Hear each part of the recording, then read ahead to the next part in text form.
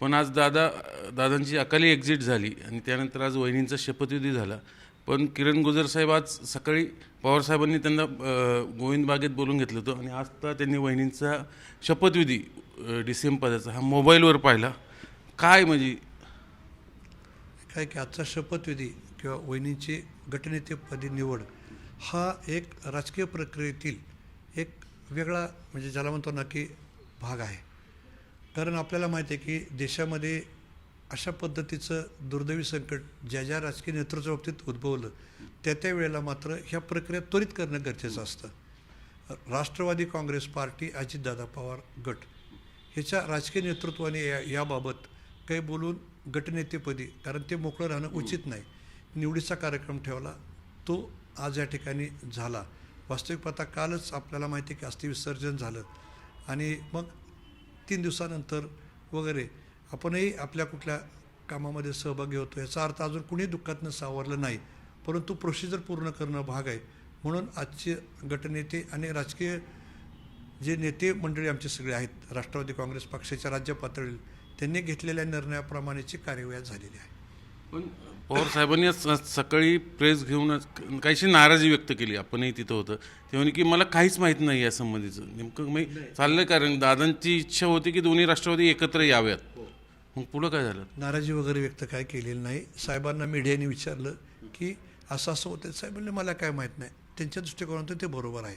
कारण राष्ट्रवादी काँग्रेस पक्षाचे आजही 2 स्वतंत्र आयडेंटिफिकेशन आहेत. एक पवारसाहेबांची आणि एक अजितदादांची.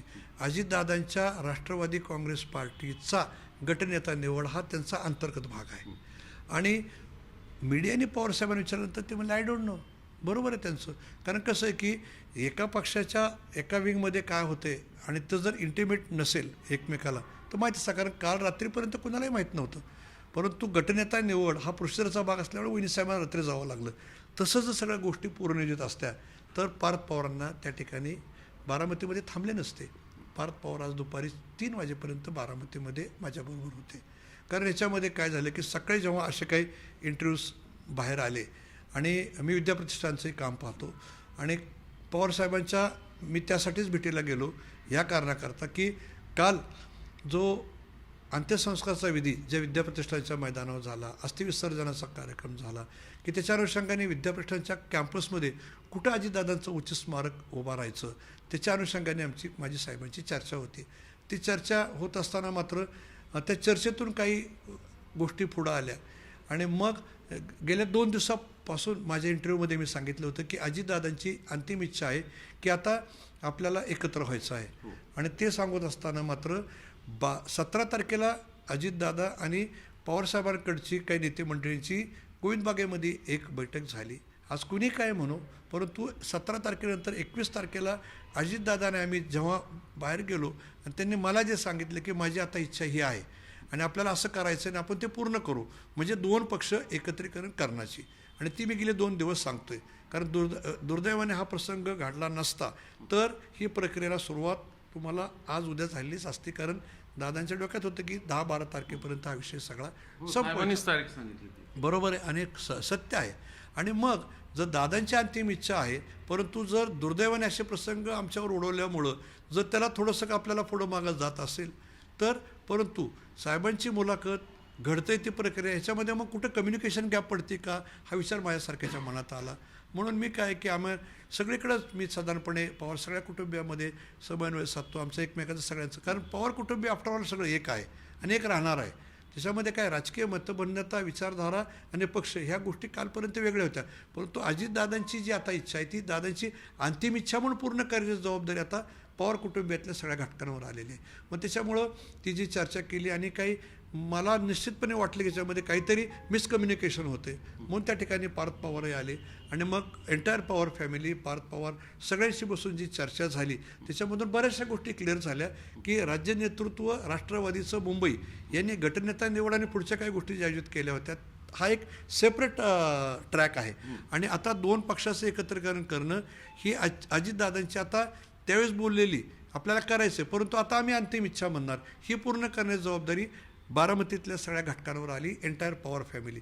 त्याच्यामुळं पार्थ पवारांनी सांगितलं की जर त्यांची इच्छा आहे मला माहीत आहे होती आणि सगळे सांगितले आणि माझाही त्यांनी संदर्भ दाखला दिला, त्याच्या अनुषंगाने ती पूर्ण करण्याची जबाबदारी आता आमची आहे. मग सुनील तटकरे असं का बोलले की तसं काही ठरलं, फक्त चहा पाण्याची बैठक होती? तो त्यांचा विषय आहे.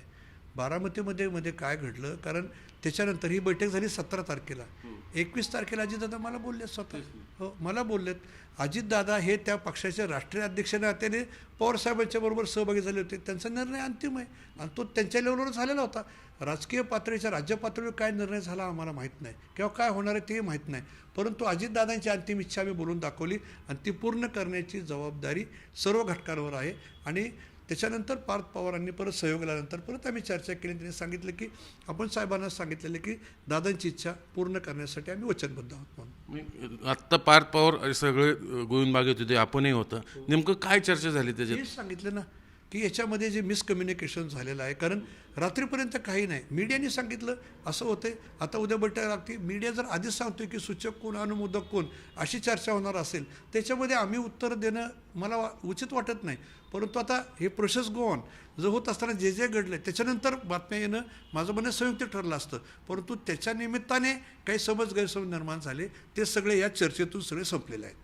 मग ह्या चर्चेचे फ्रूट मग तरी असं काही साहेबांना आणि ताईंना शपथविधीला पारदादांनी बोलवलं निमंत्रण नेमकं कशासाठी आलं? पारदादाच गेले नाहीत ना. हां, तेच ना मग. अहो गेले नाही म्हणजे तुम्ही विचार करा ना, ठरलंच नव्हतं आमच्या लेवलवर कुठं.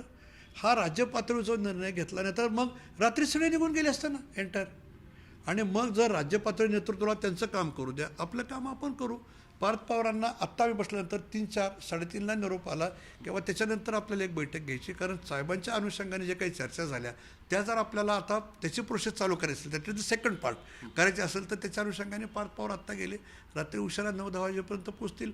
आणि मग तिथनं पुढं हा जो पार्ट 2 आहे त्याला अंतिम स्वरूप कसं द्यायचं हे राज्य पातळीवर नेतृत्व, त्याच्यामधील कुणी काय एक्सप्लेनेशन दिलं ते विषय हे सगळं त्यांच्या लेवलवर पाहतील आणि संपवतील. दोन्ही राष्ट्रवादीचे एकत्रीकरण जी अजितदादांची अंतिम इच्छा होती ती पूर्ण होणार? 100%.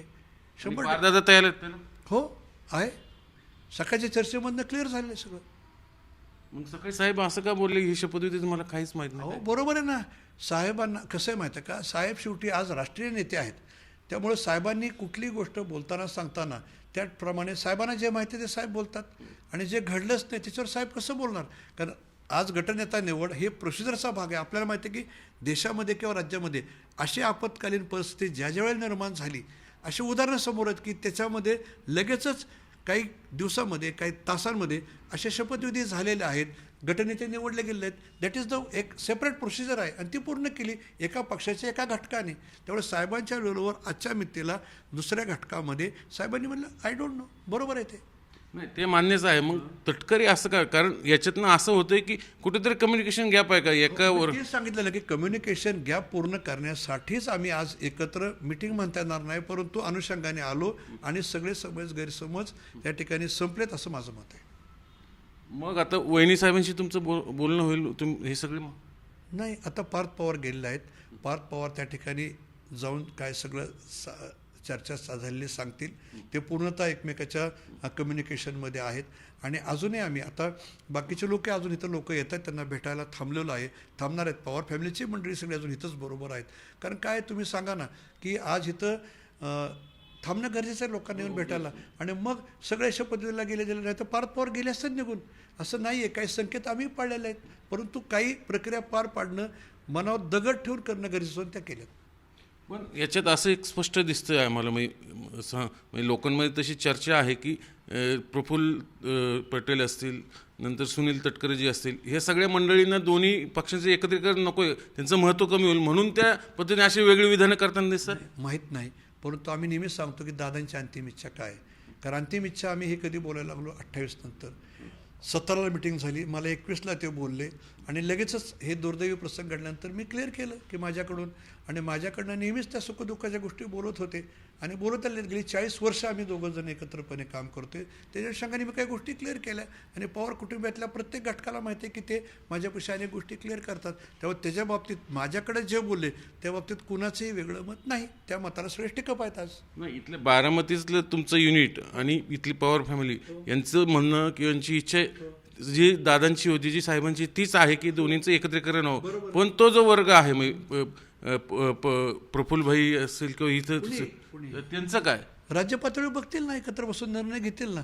आता या ठिकाणी बारामती करायची किंवा एंटायर पवार फॅमिलीमधल्या आमच्या नेतृत्वाची काय म्हणणं आहे काय नाही हे ओपन टेबल डिस्कशन होईल आणि निर्णय घेतील. परंतु जे एक मात्र काय की पवार फॅमिलीमधल्या अजितदादांच्या फॅमिलीची पूर्ण इच्छा आहे की अजितदादांची अंतिम इच्छा आहे ती आपल्याला पूर्ण करायची आहे. ताई पण हे सगळ्या ह्याच्यात आहे. सगळे आहेत म्हटलं ना. एंटायर पॉवर फॅमिली हा शब्द वापरला ना मी. समजा ह्या त्या ग्रुपकडनं विरोध झालाय सगळ्या प्रक्रियेला, मग पुढचं नाही जर तरचं नको प्रश्न आपल्याला. लेट इट डिसाईड होऊ द्या ना, नंतर ठरवतील ना काय कुठल्या गोष्टी. मग एकत्रीकरण होणार. हो 100%. पारदादांनी शब्द दिले हो हो साहेबांमध्ये पारदादा नेमकं काय डिस्कशन झालं? नाही जे अंतर्गत डिस्कशन आहे ज्याच्यामध्ये जे कुणाचं काही गैरसमज झाले होते किंवा थोडक्यात काय की साहेब इतके मोठे आहेत की साहेबांपर्यंत काय गोष्टी कम्युनिकेट व्हायला पाहिजे होत्या त्या झाल्या नव्हत्या, त्या पूर्ण केल्या. ते झालं का? हो, पूर्ण झाल्या. मग साहेब समाधानी वाटले तुम्हाला सगळे? हो हो पारदादाही मी पॉझिटिव्ह आहे हो हो म्हणूनच आम्ही परत नंतर एकत्र चर्चा करून ते जवळजवळ त्याला अंतिम स्वरूप दिलं. आता मग पुढची बैठक कधी होईल सगळ्याची? राज्य पातळीवर राज्य पातळीवर ते ठरवतील. त्यात सगळ्या प्रोसेसमध्ये हे दोन्ही राष्ट्रवादीची ज्यांची हे सगळे असतील त्यांचा विषय ना, आमचा नाही. बारामती लेवलवर आम्ही आमचा विषय सांगितला काय आहे तो. आता वहिनी साधारण कधी येतील इकडे? मी नाही अजून आता जस्ट आता तुम्ही बघितलं की कार्यक्रम संपल्यानंतर आता पार्थ पवार तिथं गेलेले आहेत. त्यांचं बोलणं होऊन कारण अजून त्याही त्या मनस्थितीत नाहीत, सावरलेले नाहीत. बारामतीमध्ये येऊन लोकांना भेटणं हा विषय तितकाच महत्त्वाचा आहे कारण तो ॲफिनिटीचा भाग आहे आणि त्याप्रमाणे ते करतील. तर ह्या सगळ्या याच्यात असंही बोललं गेलं थोडी घाई झाली सगळं. नाही कसं म्हणता येईल सांगा तुम्ही की इंदिराजी गेल्यानंतर राजीवजींना किती वेळा शपथ दिली गेली किंवा अनेक राज्यातल्या नेतृत्वाच्या बाबतीत असे दुर्दैवी प्रसंग घडले. तुम्ही कशाची घाई म्हणता? घाई कुठली आहे? 3 दिवस घाई हा शब्द कधी आला? ज्यावेळेस साहेबांनी सांगितलं की मला माहीतच नाही. बरोबर आहे ना. ही चर्चा आयडेंटिफिकेशन कोणाचं? एका राष्ट्रवादीच्या एका भागाचं. 2 भाग आहेत ना आजही. आज मित्तेला उद्या काय होणार आहे हा निर्णय आमच्या लेवलवर झाला आहे. तो आता राज्यस्तरावर त्याला अंतिम स्वरूप देणं हा नंतरचा भाग आहे. परंतु त्या स्टेपला जे घडलं ते बरोबर आहे. तो विलीनीकरण सारण किती दिवसात होऊ शकतं? नाही दॅट इज द प्रोसिजर. त्याला काही लिगल बाजू आहेत, काही चर्चा होणं गरजेचं आहे. समजा त्याच्यामध्ये जर कोणाचे परत आणखीन काही मतं असतील तर ते आता सोडवतील एकत्र बसून. होणार. हो होणार.